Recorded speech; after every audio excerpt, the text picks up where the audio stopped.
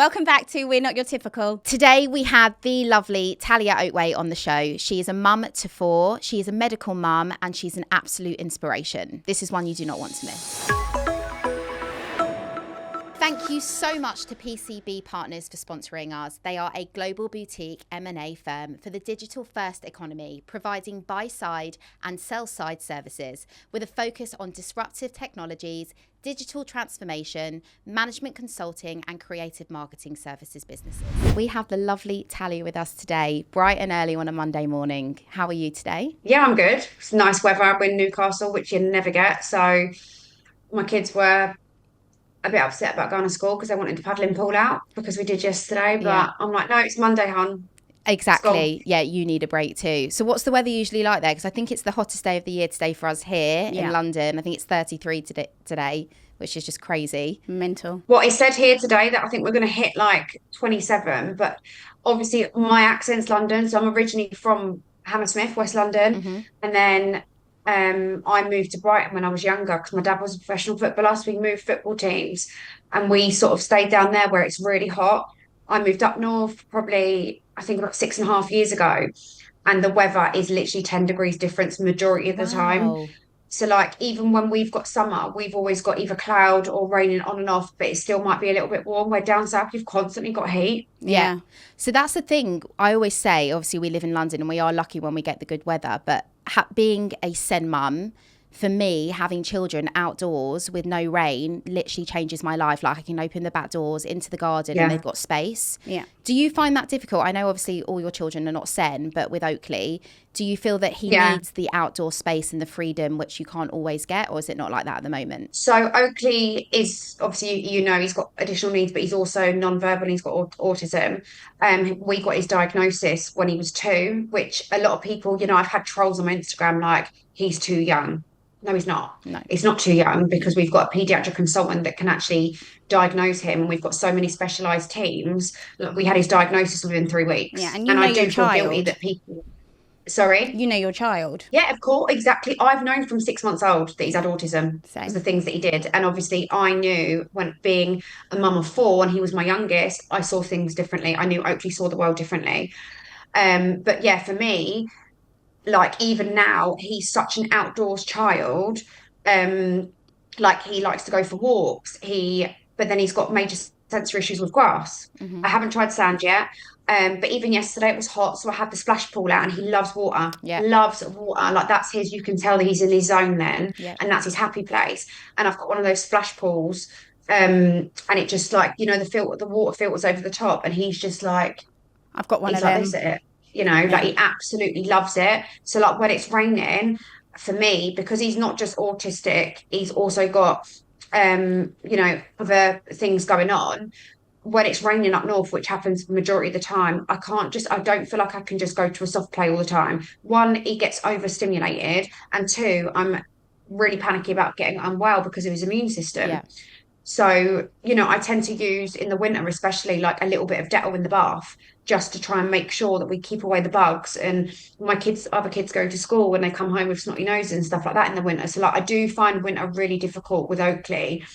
1, because like I said, the bugs and stuff. And 2, he's such an outdoors child. And I don't like him going out in the rain. I don't like him going out in the cold because then he gets ill. So it's like, it's a balance. But it's a constant worry, isn't it? You've got that fear all the time of his immune system and catching anything because obviously it can make him really poorly. Yeah. So that must be tough. And he's a respiratory child as well. So his respiratory is not great whatsoever. So obviously if he gets a cold, I've got oxygen tanks around my house. So if he gets a cold and his oxygen levels drop because I've got the the machines that you get attached to when you're in hospital, a SATS monitor. Yeah. He sleeps on that. So if it drops under a certain number, he has to have the ventilation anyway, but he has to have oxygen as well. So like, respiratory is obviously quite a big thing. When you get unwell, that's the first thing that sort of deteriorates, and that's his sort of biggest thing that's affects him. Yeah. I mean, can you talk us through his other diagnosis? Yeah, of course. He's got Apert syndrome. So that's basically syndacity of the bones of your fingers and toes. So it's not just his fingers that were fused when he was born. It wasn't just skin. People have like webbed hands and feet. His was actually his bones. So there's three types of hands that you can get with Apert. Some of them have like they call them type 1, I think it is, which Is it is, more of a oh no, fist type hand? the type one's like that.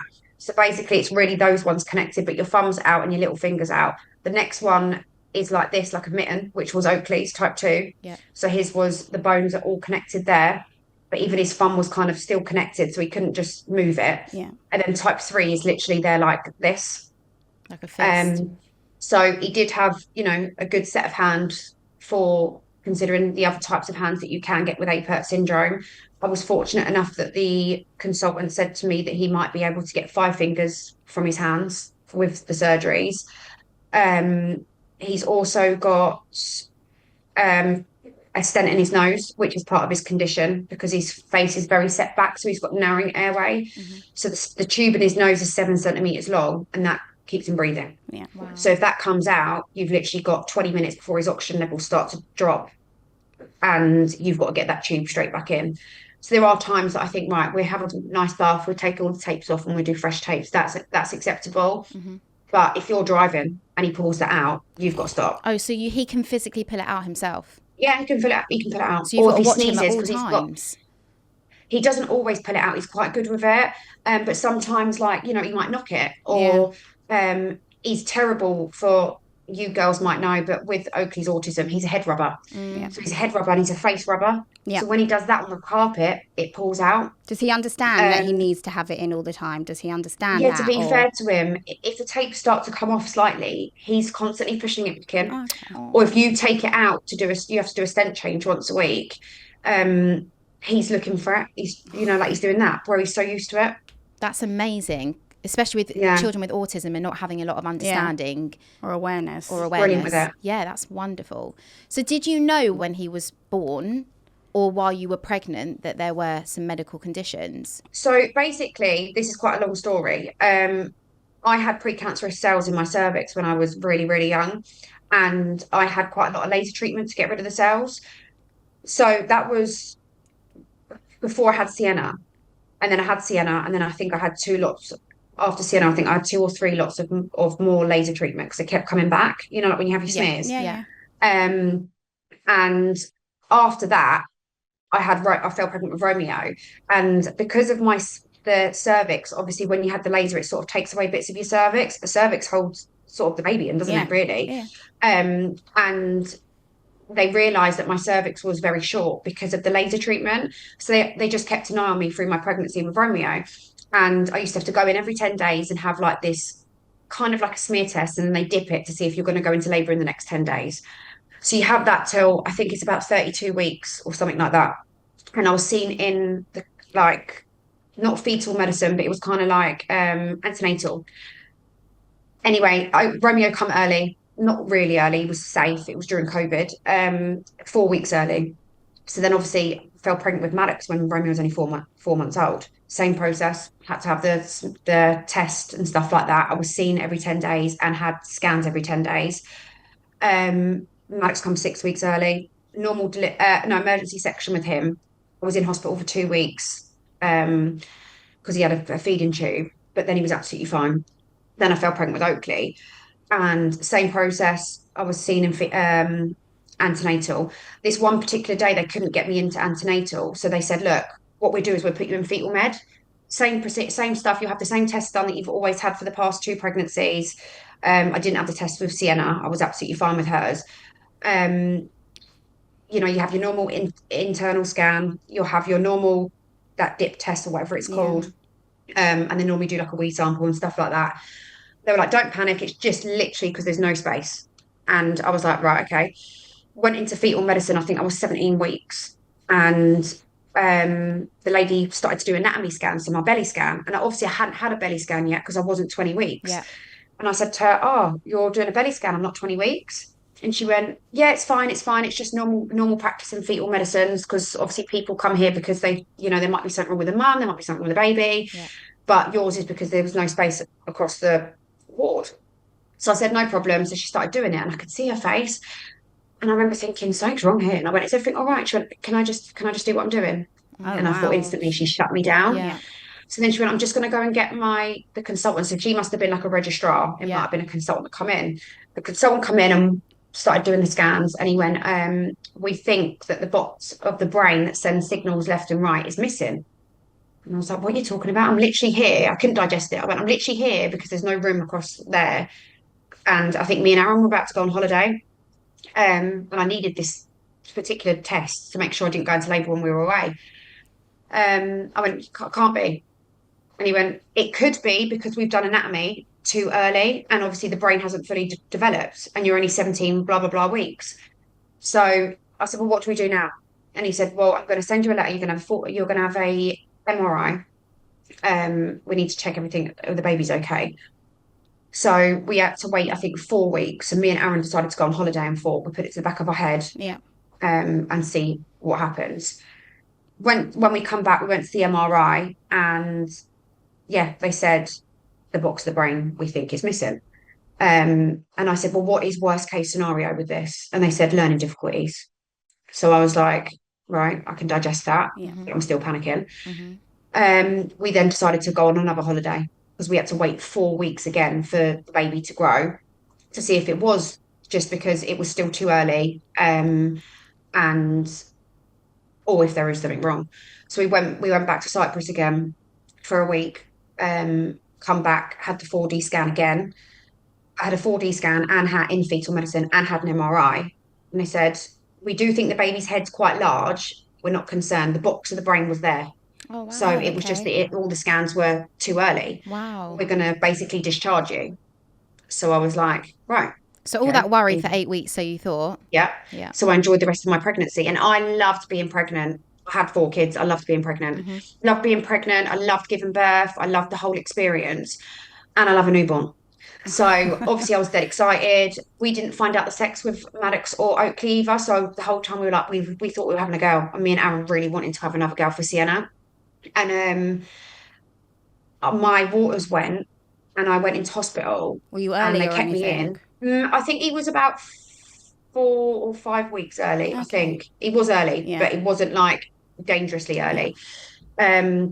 So I went into hospital, and I had a lovely birth. It was literally 2.5 hours, easy, gas and air. Beautiful. Aaron was there, and when he was born, did you girls have gas and air at all? Yes. When you gave birth? Yes. So I remember, obviously you're wavy, aren't you? You feel like you can hear people, but you're kind of like out of it. I mean, I remember love sucking it. the air. I loved it. I love gas and air. I wish I could have it at home all day long. I was obviously sucking the air, and I'm sure I could hear Aaron going, there's something wrong with the baby, there's something wrong with the baby. But obviously you don't know whether you're dreaming or you don't know if it's reality. Yeah. So I was still sucking the air. The baby was there at this point, and I remember them like it being a rush, but I was still sucking the air. In the end, one of them snatched it off me because obviously I was so out of it. It was like I couldn't come to reality. Yeah. And Aaron was like, there's something wrong with the baby, there's something wrong with the baby, there's something wrong with the baby. No one was speaking. So they were obviously going out trying to speak to specialists to see what the hell, because Oakley's condition is literally like, I think there's like 50 kids in the whole of UK with Oakley's condition. How did he know there was rare. something? How did he know there was something wrong? Was it by looking at the baby, or was he crying? So he was crying, like everything was fine when he was born, as in breathing wise at the time. But Oakley's head looked very different. His hands, obviously, his feet, his head was a very different shape because basically they not the see his sutures hands in the and skull. feet in the scan? Well, exactly. You tell. Seriously? Like, you must have had more scans, especially with your conditions, after like the 20 weeks. So surely they should have seen something. Bearing in mind, Oakley's last hand surgery, I remember going into theatre to collect him before we walked around to recovery. And I looked up and I said to the hand surgeon, what's that? And she went, that's Oakley's x-ray for his hand. And I was like, are you joking? It literally looked like I had a load of bones and have just gone like this because they were all scattered all over. And Oakley's not got knuckles either, which is part of his condition. So he'd never be able to, like, I don't know, say you've got a pencil like that. Yeah. Hold something like that. Yeah. He would never be able to hold his fist like this. It never, because he hasn't got knuckles. Knuckles isn't something that you could, like the hand specialist could like sort of make for him to be able to bend his hands like this. And I remember thinking, how did they not pick that up? Yeah. Even that one thing. Bearing in mind, I was having 4D scans. Yeah. Is it linked to, when they said about the brain signals, is there any links between that for them to then say, oh, well, we must check his hands and feet just in case it might be there. Is it not linked? No, not at all. But most, is it a sonographer that you Yes. have that do the scans? I'm sure that you're supposed to check the hands and feet as a normal procedure when you're going through. 100%, because I remember having my scans and them going, yep, I can see 5 fingers, 5 toes. Yeah. It's bizarre. Would they have found that had you have gone to the other place if they had room? No, because it kind of goes antenatal, then fetals, like if they think something's wrong. Yeah. So that the fetals are the ones that really should have picked up if there was anything wrong. These ones are more, the antenatal ones are more for me. I don't go into labour, and that my cervix was okay. And yet they still didn't pick it up in fetal, did they really? They thought they had something and then they discharged you because they said everything was fine. Yeah, they just said that basically they think maybe the head's a little bit enlarged. They wanted to see pictures of the kids when me and Aaron went back for the last 4D scan to see like what their head shapes were when they were young. And to be fair, like me and Aaron used to make jokes and be like the boys were obviously quite big kids. Do you know what I mean? Even though they were early, they were big kids. Same. And like their heads weren't like abnormally big or abnormally small, and we didn't think that the scan was abnormally big. No. But then when I look back, when me and Aaron put a 4D scan up on Instagram once, I did the whole, do you think it's a boy or girl, because it was a 4D scan, and obviously people were like, I think it's a girl, I think it's a boy, blah blah blah. Didn't have any negative comments. When the baby was born, obviously everyone knew Oakley was born. Everyone knew I was in hospital for such a long time. But me and Aaron hadn't announced the baby. We hadn't announced his name. We hadn't announced, nothing. We literally said we're in hospital. There's things going on, and left it at that. Mm-hmm. But then people started going back on my 4D pictures and was commenting on it, going, we think the child has Down syndrome. That's why they're in hospital and they've not announced the baby. Wow. We think something's wrong with the baby. Can you not see the shape of the head? And I removed the photo because I was so sick of the trolling. Yeah. And it was purely because people were so nosy that we hadn't. And I know we did announce Romeo, we did announce Maddox, but obviously this time was a lot different. We hadn't digested what happened, and we still don't know how and why nothing was picked up. So at the time, we were in shock. Yeah, that's what really upsets me, because obviously you haven't announced it for a reason, because you did with your other two. So why don't people just leave and let you have your space and digest whatever it is that you're going through, and when you're ready, you will announce what's going on. Like, the trolling, I cannot cope with. No, and that's the thing. I think people think that they have that entitlement over my life and Aaron's life at the time, because we do show our lives on social media. I show you what I want you to see. Yeah. I didn't want you to see what was going on when I was in hospital, because I couldn't cry. I literally could not cry. When you're so shocked and just, I didn't know what was going on. I remember being in delivery suite and a hand surgeon coming to visit me in the delivery suite. Oh, Oakley's going to need this, this and this. Then a foot surgeon. Oh, right, so we think this, this and this. Then it was a cleft palate. It was like a revolving door. He has got so many specialists involved. Like, even one of my nurses actually made a joke, and I'm going through an EHCP at the moment. As you girls probably know, everyone's got to put their input in. Yeah. And the community team were like, God, like, there's so many specialists that obviously these emails are getting sent to, and was like, they haven't seen stuff like this for a long time, because there's so many people involved. And there's only, on the HCP, which you probably know, there's only like 5 different categories that you can put things down. And obviously Oakley's got a lot of different conditions. You need a separate 3 hospitals booklet involved. Yeah. Oh my gosh. Community teams. It's a lot. But yeah, he looks like the happiest little baby. Oh, he is. Do you know what? He's no bother. You've just got to know him. Yeah. Because he's non-verbal. Same. It's 10 times harder.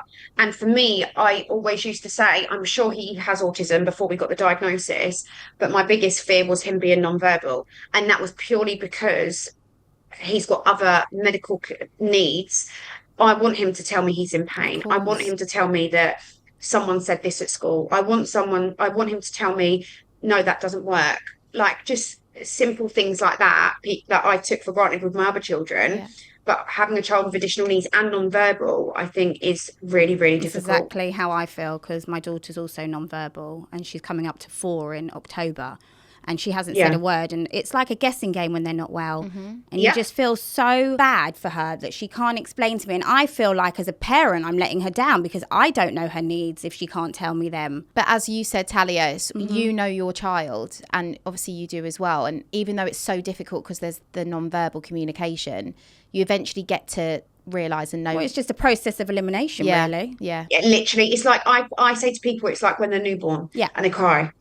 And I'm not saying that he's, like a newborn, but what I'm saying is when you're a mum and you're a newborn, they've got a newborn and you've got a crying baby, and you're like, right, I've changed their bum. It's not that. Yeah. Right, they've had a feed. It's not that. Yeah. Right, I've winded them. It's not that. It is literally a process you have to go through to try and figure out what's going on.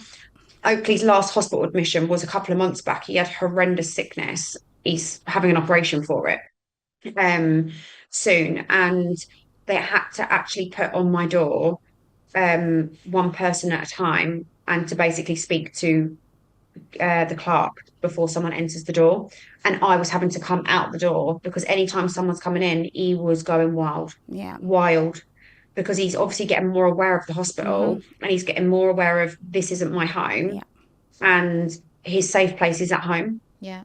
And he's obviously in fear of them. He's probably in fear of them a bit because he's understanding it a lot more. He knows that obviously they are helping him, but it's like, when you see someone in a white cloak, sometimes the kid gets so anxious and angry over it because they know what's coming. Yeah, it's the trauma. Yeah. How old is he now? He will be 3 in August. He's gorgeous. But he's literally like runs my house.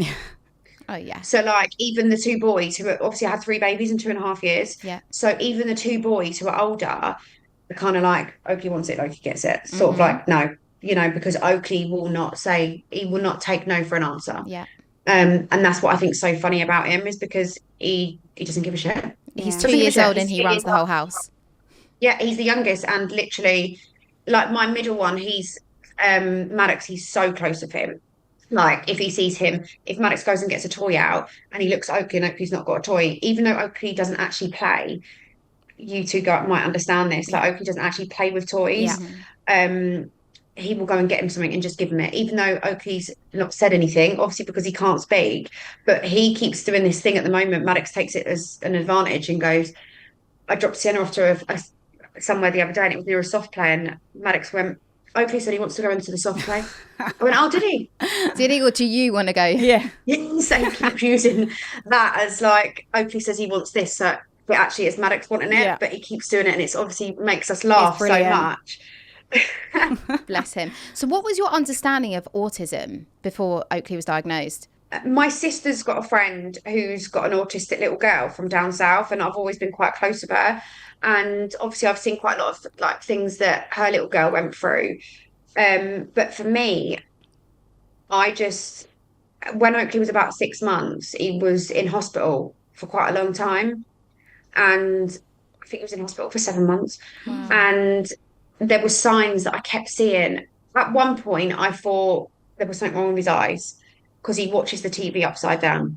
And I know that sounds mad. No, we know. And he watches it upside down. My daughter does. Oh, she watches it through a mirror. Yeah. Because do your girls do that? Yeah. Do your kids do that? Yeah.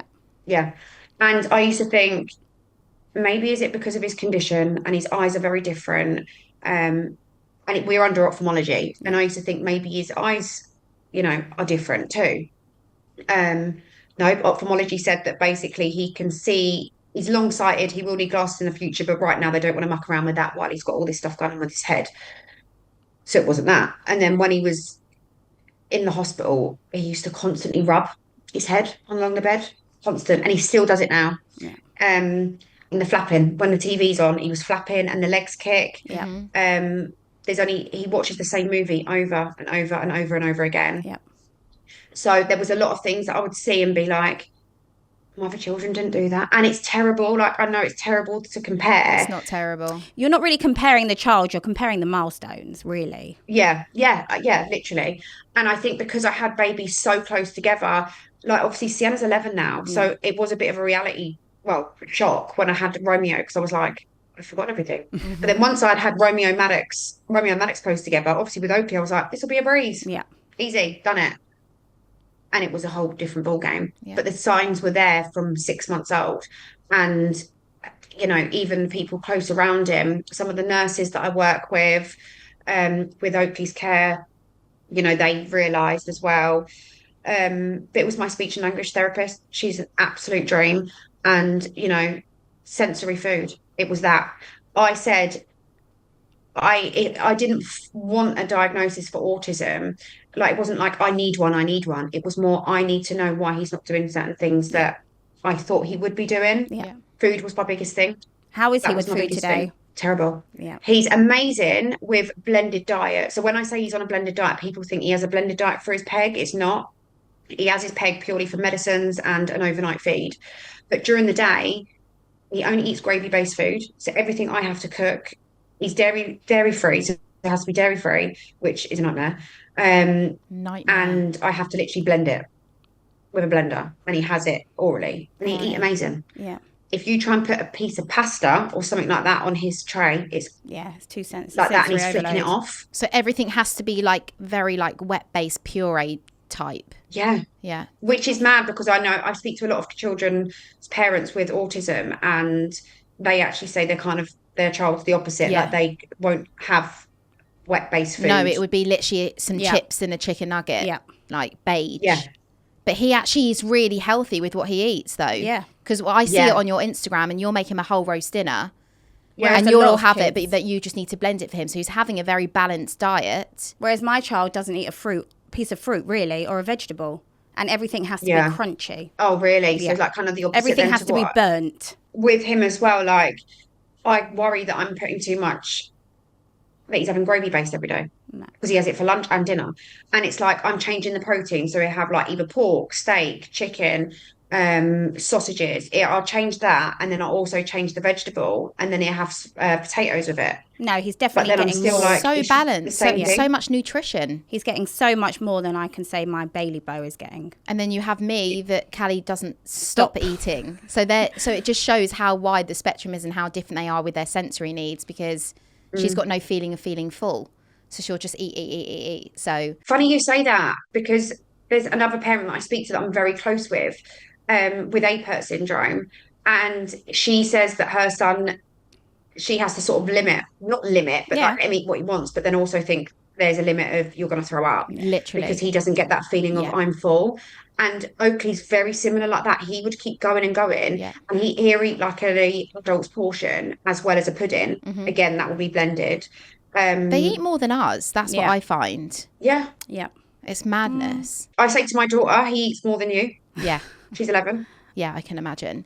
So tell us more about life today. You've got 4 kids. You're in Newcastle. You're obviously from London, but you live there. How is today life? You're a single mum, is that right? You're raising 4 children. Obviously, I live on my own. I've got the kids. My family live down south. My mum and dad aren't together, and they don't really speak. However, they will make it work for me. So say Oakley gets admitted to hospital and it's a long period of time, or he's got a booked operation, one of them will come up. And then when one of them sort of goes home, the other one will try and come up after, or they split it around the year. So like when, Oakley gets admitted to hospital, my mum would come up, say it's in Liverpool, my mum would come up and help me with my kids while I'm in Liverpool, but my dad would go to Liverpool and support me. Does that make sense? Yeah, that's amazing. That's honestly lovely. So they are amazing like that. Obviously, I don't have the luxury of, oh, mum, can you come and babysit the kids tonight because I want to go here? Or, I just want to have a full night's sleep. I don't have the luxury of that. I speak to my mum and dad every single day. I've got my brother, he's got 2 kids. I've got my sister, she's got 2 kids. And like we're quite a close family, but we live so far away. Yeah. It is tough sometimes, especially when like, a lot of my friends up north, they have child-free weekends. And not that I want a weekend away from my kids, but they've got family support where they can help them with the kids. I don't really have that. You have to plan everything in advance if you want any sort of respite. And like my mum's got to fly up on an aeroplane because she lives like near Brighton, and my dad tends to drive up. But like I've not seen my dad since last summer, so nearly a year. My mum come up in May. She's coming back up again in August. But then my dad will try and come up probably in the summer, because my little sister as well, she's only Romeo's age, so she's still at school. Oh. Yeah, so my dad's obviously got her. She's epileptic, actually. She's got some bits that is going on. So my dad's obviously got that worry as well. But he does make it work. He does try and come up at least once or twice a year, or he'll meet me in Liverpool when Oakley's having craniofacial surgeries and stuff. But yeah, it can be tough. So you get no weekends at all? You don't have any time to go out, pop out, go for dinner, see a friend, go for drinks, anything like that? The thing is, with Oakley as well, it's not as if I could just be like, oh, actually, I'm going to go on childcare.co.uk and find a registered childminder and babysitter that's DBS checked, you know, all that could have every qualification for children. Doesn't matter. But Oakley's it doesn't matter. Yeah. Because you've got to be trained by the hospital to be able to look after Oakley. Like, even when he got discharged, I had to obviously be trained by all the staff because he's on ventilation as well before my child could come home. Like, you know, I remember back in the day when Aaron would have a fight when me and him were together and we were living together, we could literally get my friend Nicole, who used to work in nurseries, to come and have the three children, and they would be safe, absolutely fine. It's a different scenario now.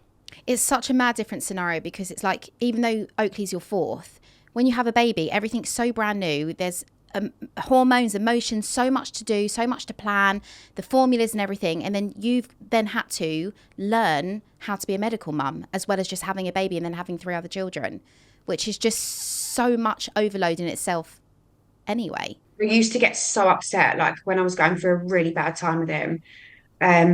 He was bouncing up to hospital like every 10 to 12 days. I would never get 2 weeks out of him at home. And I used to say to the girls at the hospital, because obviously I've become really close with them. I would see them all the time, the A&E girls. I would see them like on the ward, on the respiratory ward. And I used to feel like sometimes I was his nurse and not his mum. And it was horrible. Yeah. Because I was doing more nurse things with him all the time, because it was so much medical, like, how do you say it, kind of like interaction than it was actually mum interaction. And I used to just say that all the time, like, you choose to do this job. I don't choose to do this job. I want to be his mum, not his nurse. Yeah. And I used to feel so guilty for that. But now I'm on the other side of it. I don't feel guilty for saying that, because I'm like, no, absolutely, it was that bad. That is how I felt. Yeah, I agree. That makes so much sense, doesn't it? It must be so. How do you, I know obviously, again, as you said on Instagram, and obviously we follow you, that you put on what you want and what you want people to see. But how are you? And I know that's probably a really big question to ask, but how are you on an everyday basis? Because we don't see those behind the scenes. I do feel like I try and show some, like, me being vulnerable, yeah, you as do. in You like definitely reality, but then also that it's kind of like having that balance of, you don't want people to think that you're doing it for sympathy. Because I can't bear that people, sometimes I do get people say, you do it for sympathy. No, I'm doing it because this is my reality. So then it's kind of getting a balance of showing, actually, I have a happy life, but also actually my life's really hard. And I do think that it's trying to get that balance, but like, you girls probably feel the same. Depending on how things are at home with your children, depends on how you are as a person at the time. You could be having the happiest morning, and one thing could trigger one of your children off, especially with a child with autism or special needs. It can throw you off. Yeah, one little thing can throw the whole day off. Completely. And a lot of people don't understand that. No, that we can do a whole day's work before the school run. Yeah. And then we've got to carry on and power on for the rest of the day with all that mental load that we've had to deal with. So, and lack of sleep. We get it. So is Oakley able to be in any sort of childcare, or is he with you at home all day, every day? Yeah, so he's at home all day, every day. You know, we could take him out and stuff like that. But for me, there are specialists involved. Like, obviously, he's got physios, he's got OTs, he's got speech and language, he's got, like, you name it. Yeah. And a few of the specialists have said to me, oh, have you thought about, like I said, nursery? And I'm like, no, don't even mention it. It got to the point where I actually said to one of them, don't mention it again. Yeah. And I think I think Oakley would love it to a certain extent if he got comfortable. But with him, we go out for an hour and you could tell the signs that he wants to go home. He's an outdoors, he'll walk for miles. If he's in the pram, well, he doesn't walk, but he'll be in the pram. You could walk for miles and he's fine.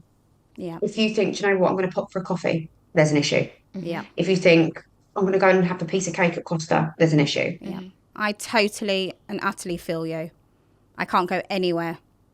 Yeah, literally. Yeah. And like, some of my friends are like, you need to start taking him out and getting him used to it. And I'm like, he's not going to get used to it. It's not like one of those things when Romeo and Maddox were little. It's like, oh, we start taking them out for dinner. We start teaching them how to, be at a table when there's lots of people around without getting excited. Yeah. It's a completely different scenario. But for me, it's just like, And also, we don't want it to get that far.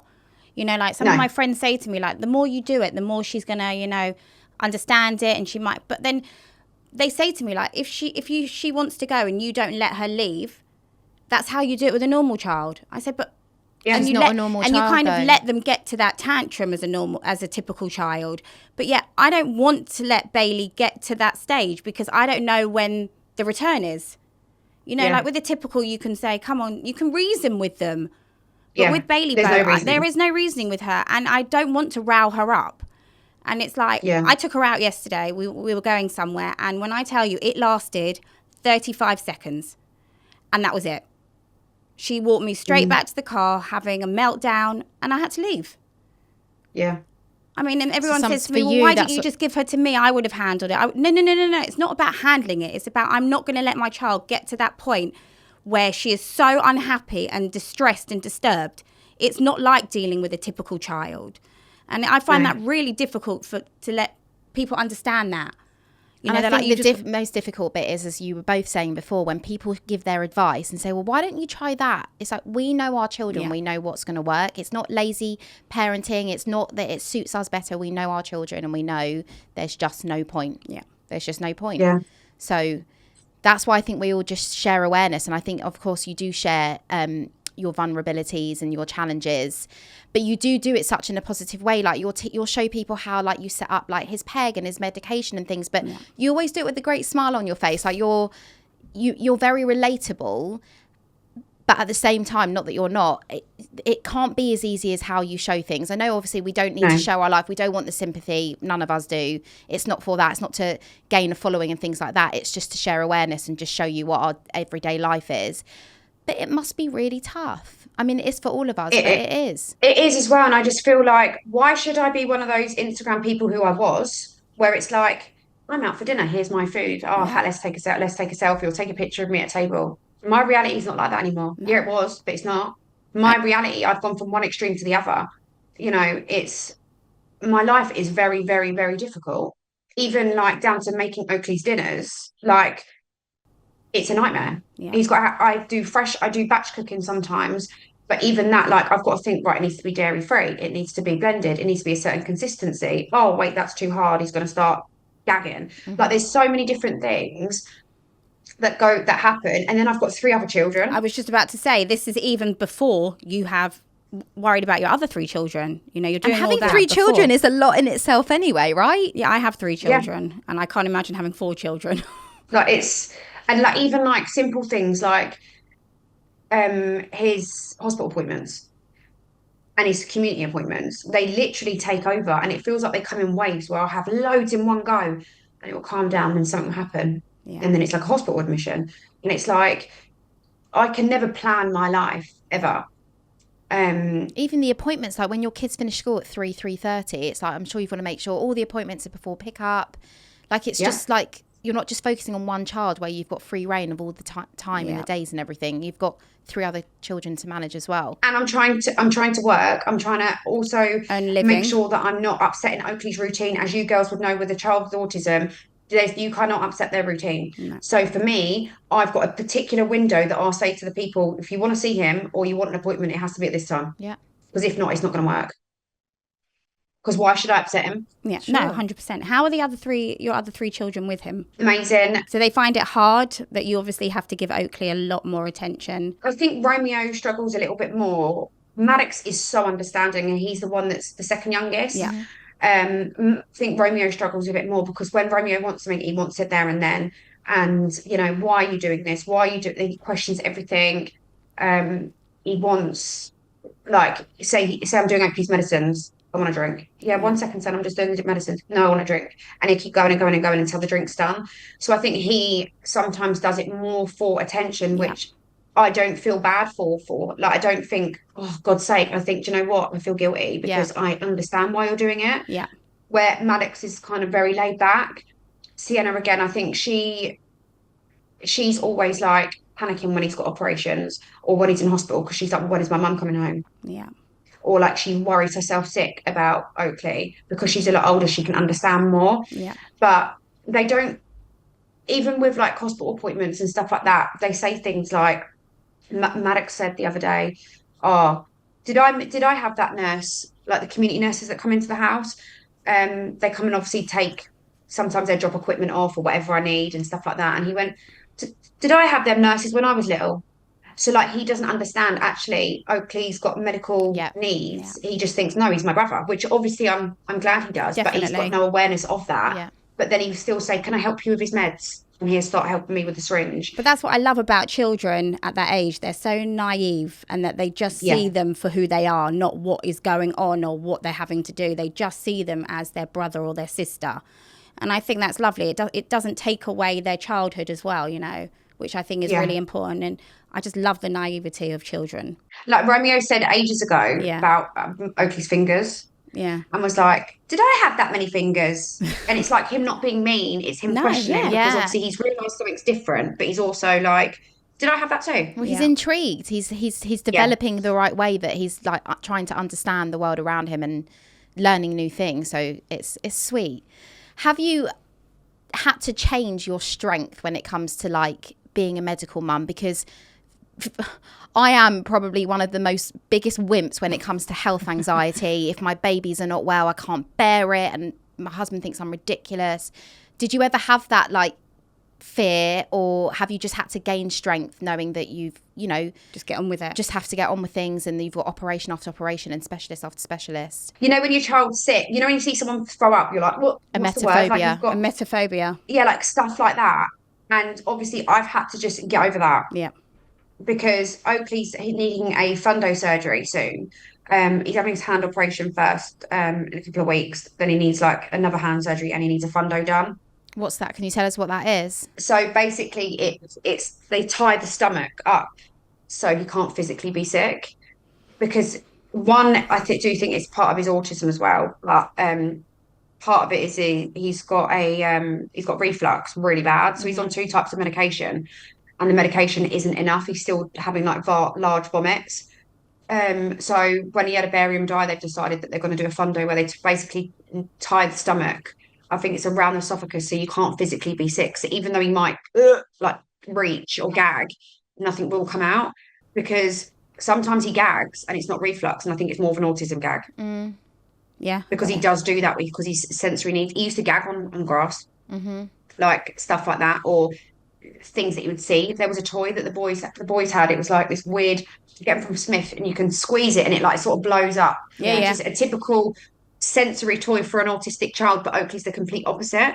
He doesn't like it, and it's got those strings that hang off it, and it feels like jelly. I've got them. Anyway, the boys had one, and they were squeezing it and playing with it, giving it, and he'd start gagging. Even though he hadn't touched it, he would gag. Yeah. So that's part of the fundo, that they're going to have it, because he doesn't constantly be sick, but he'd be sick large amounts. Like I'm talking constant.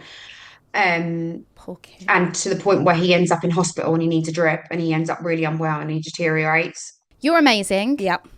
Honestly. And I know, and do you know what? It's funny because people say that to me and I'm like, I don't actually really want to hear that. I'm just their mum and I love them and it's what I would do. Yeah. But I think sometimes validation is what people need to hear. So you are. And I think you really, really relate to a lot of people, and I think you help a lot of people. So you definitely help me. I'm not going to lie, I watch your stories and I follow yours and Oakley's journey.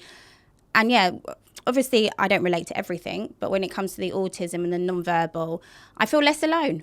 And that's what I think it's about, because it is really lonely. I think it is hard as well, because like I said before, getting that balance of people feeling sorry for me, which is not why I do it. And it's more of like the amount of messages that I respond to, like I don't really have the time for it. But if I know that I've had a big message come through, or one of my people that logged on my Instagram send me a message going, you need to respond to this one. And it would be like a mum saying, I'm from California. My child's just been born with Apert syndrome. That tubing is, they're saying about tracheostomy. Is there anything else that I can do? Even that side of things, the amount of people around the world that I've met, not personally face to face, but on social media for Oakley's condition, is another level. And then the other side of it with autism. And I'm still learning. You girls are probably still learning. There'll be things that my child doesn't like that your child will like, and they might like on a Monday, but they won't like on a Tuesday. Yeah. It makes it more difficult because you just never know what's right. Or when people suggest things, it's like, well, that might work for your child, but it might not work for ours. But I just think you've got to keep doing what you're doing, because I think you don't realise how many people that you do help. I'm sure you do with the amount of messages and everything, but keep it going, because I think we all really, really appreciate it. I really do. And I appreciate that you took the time out of your busy day to come on our podcast. Especially Oakley being home all day, every day. So thank you. Give him a big kiss from us. Yeah. Thank you so much, Talia. Thank you. Thanks for having me as well.